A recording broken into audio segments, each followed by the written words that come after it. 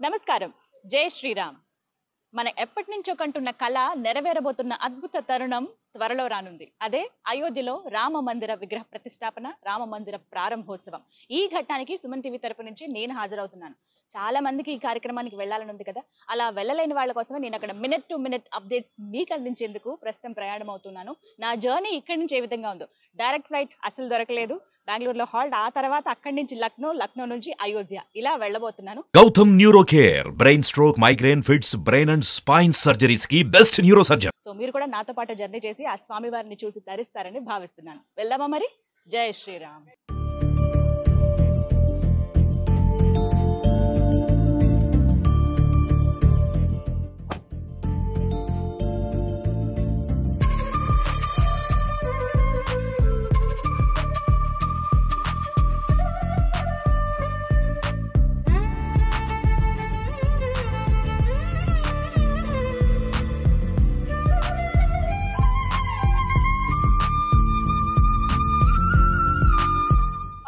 Rajiv Gandhi international airport కి చేరుకున్నాను. It's time to fly. చలో.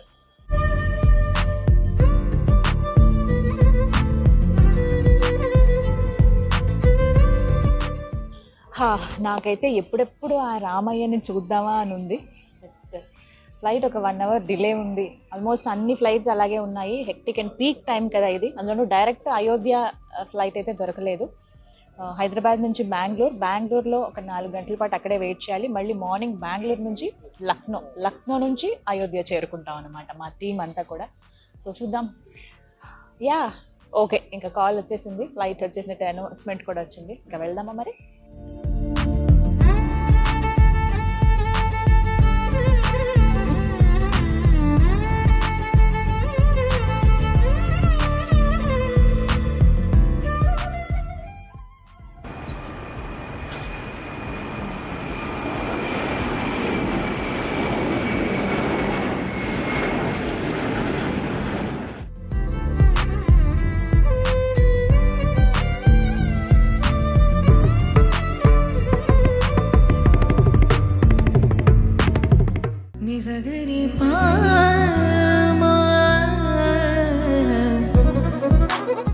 ఎస్, బెంగళూరు వచ్చేసాము. కనెక్టింగ్ ఫ్లైట్ కోసం వెయిట్ చేస్తున్నాను. మనం లక్నో కదా వెళ్ళాలి. సో కాసేపు వెయిట్ చేయాల్సి ఉంటుంది. కాసేపు కదా, ఒక 2-3 hours వెయిట్ చేయాలి. కానీ బెంగళూరు ఎయిర్పోర్ట్ ఎంత బాగుందో తెలుసా? కెంపెగౌడ ఇంటర్నేషనల్ ఎయిర్పోర్ట్ బెంగళూరు ఎంత సుందరంగా తీర్చిదిద్దారో. చాలా అద్భుతమైన నిర్మాణం ఇది. ఇక్కడ ఇంకా స్పెషాలిటీ ఏంటంటే మొత్తం అంతా కూడా బ్యాంబూ స్టిక్స్, అంటే వెదురు బొంగులతో తయారు చేశారు. ఇవన్నీ కూడా ఇంపోర్టెడ్ బ్యాంబూస్ అంట.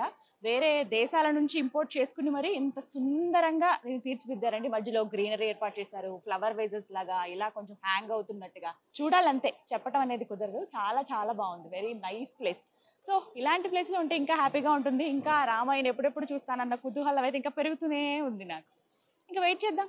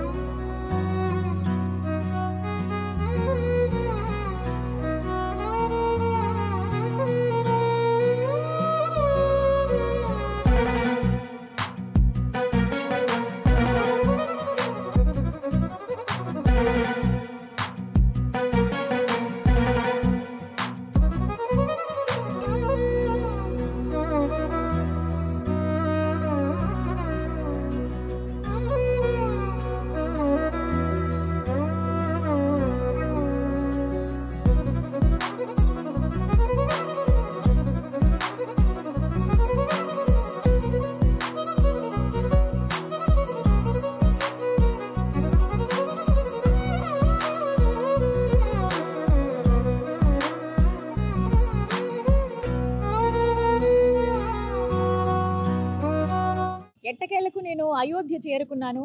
ఆ పరమ పావనుడు నడయాడిన పుణ్య ప్రదేశానికి నేను వచ్చేసాను. ఆ శ్రీరామ భగవానుడిని దర్శించుకోవాలన్న నా కోరిక మరి కాసేపట్లో నెరవేరబోతోంది. అయితే ప్రాణ ప్రతిష్ఠ జరిగిన తర్వాత కదా అందరం మనం దర్శనం చేసుకుంటాము.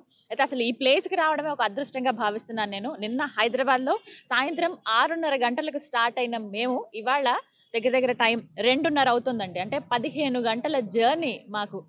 ఫ్లైట్లో వస్తేనే మాకు ఇంత టైం పట్టింది. ఇక బస్సులో వస్తే అంటే రోడ్డు మార్గం ద్వారా వస్తే లేకుంటే ట్రైన్లో వస్తే ఇంకెంత సమయం పట్టేదో అర్థం చేసుకోవచ్చు. డబల్ అయ్యేది ఖచ్చితంగా. రోజున్నర అంటే దగ్గర దగ్గర 30-32 గంటల వరకు ఖచ్చితంగా పట్టేది. ఎందుకంటే ఇప్పుడు పీక్ టైం కాబట్టి అన్నీ చాలా బిజీగా ఉన్నాయి. ఫ్లైట్ టికెట్స్ కావచ్చు, రిజర్వేషన్స్ ముందే జరిగిపోవటం కానీ అందరూ చాలా ముందు జాగ్రత్తలు తీసుకున్నారు. అలాంటి వాళ్ళు నిజంగా అదృష్టవంతులే. ఇప్పటికే చాలా మంది వీవీఐపీలు, సాధారణ భక్తులు, ప్రజలు కూడా వచ్చున్నారు. కానీ ముందు 2 రోజులు మాత్రం వీవీఐపీలకి దర్శనం ఉంటుంది. అంటే ప్రతిష్టాపన రోజు, అలాగే ఆ తర్వాత రోజు. ఇక నెక్స్ట్ నుంచి సామాన్య భక్తులకి అనుమతి ఇచ్చే అవకాశం అయితే కనిపిస్తుంది. మొత్తానికి ఇంత సుందరమైన ప్లేస్ అంటే నాకు ఒక ఫీల్ ఖచ్చితంగా వస్తుంది. అంటే తిరుమలకి వెళ్ళినప్పుడు ఎలా అయితే నాకు ఒక భావన ఉంటుందో, ఒక భక్తి భావం వస్తుందో, ఇక్కడ అయోధ్య ఆ శ్రీరాముల వారు అసలు నేను నా జన్మలో అనుకోలేదు. కానీ రాగలిగాను ఇక్కడ దాకా. చాలా సంతోషం అనిపిస్తోంది. ఇది ఇవాల్టి వ్లాగ్ అన్నమాట. అంటే ఎలా అసలు జర్నీ ఎలా స్టార్ట్ అయింది, ఎలా రావచ్చు అనేది మీకు చెప్పాను. హైదరాబాద్, ఆ తర్వాత బెంగళూరు, బెంగళూరు నుంచి లక్నో, లక్నో నుంచి అయోధ్య. జై శ్రీరామ్.